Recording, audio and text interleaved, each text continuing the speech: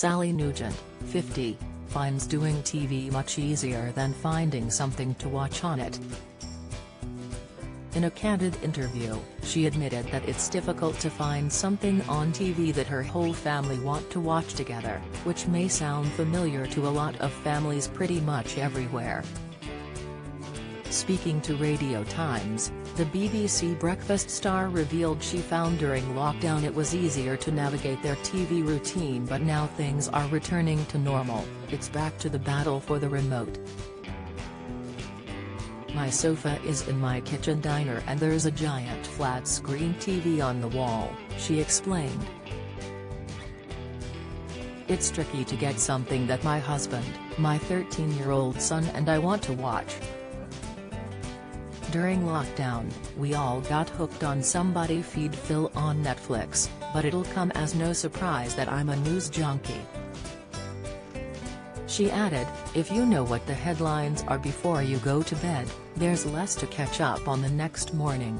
Sally, who has kept her family life very private and out of the spotlight, also confessed what she and her family watch on TV in the evenings is really important to her due to her rigid schedule.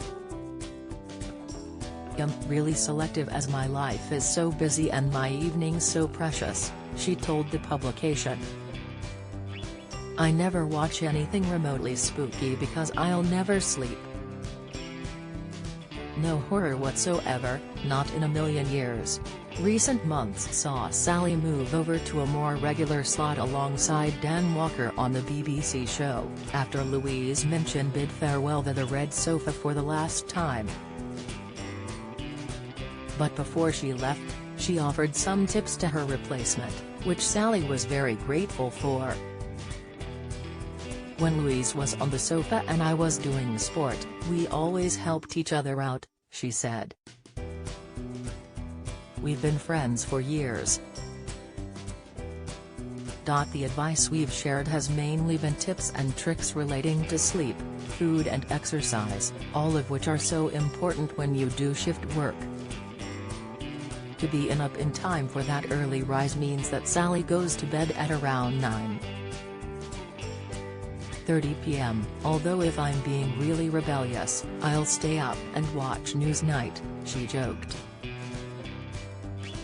She is briefed on the phone by the night editor before she goes to sleep, ready to be woken up at 3:40 a.m. and ready to leave the house around 4:10 a.m. The routine, she describes, is planned like a military operation, but she's taken to it like a natural. As a sports reporter, Sally said she really enjoyed telling people stories, which is the job of the main anchors on the red sofa. We want to tell stories that engage people and perhaps even make them a little bit late catching the bus to work, she gushed. Dan and I have known each other for almost 20 years now, we both started out in regional telly. He is the perfect colleague because he knows when to talk, when to listen and when to laugh. Live TV isn't scary, it's the best fun in the world, and I trust Dan completely. Sally's full interview is available to read now in Radio Times.